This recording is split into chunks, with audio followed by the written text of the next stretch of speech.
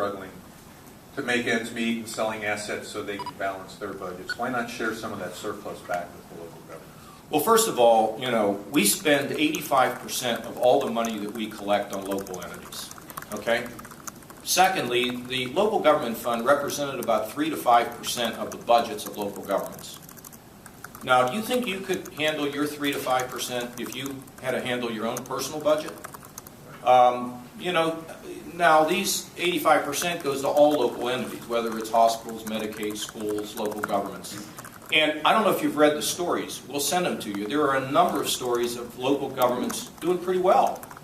And the key to continuing for them to do well is job creation.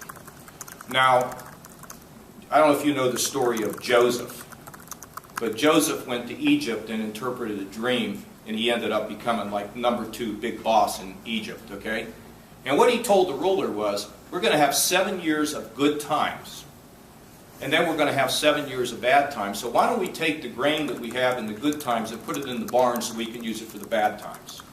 I can't tell you what's going to happen. With the tapering that's going on in Washington by the Fed, I don't know what the impact is going to be. The one thing I am not going to do is put us back into a tax, debt, spend mentality in this state, which left us weakened economically.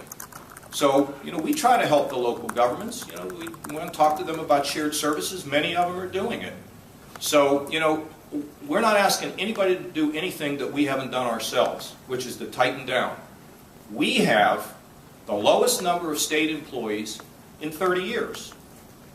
I understand there are a number of local governments that are growing employees.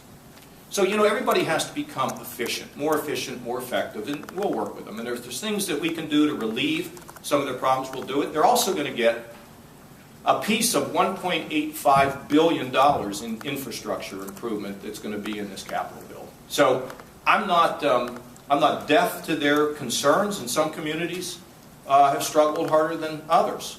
But I believe that job growth is the key to helping all of them. As we look at your economic records, you obviously inherited an economy that had come and been hit by a national recession. If we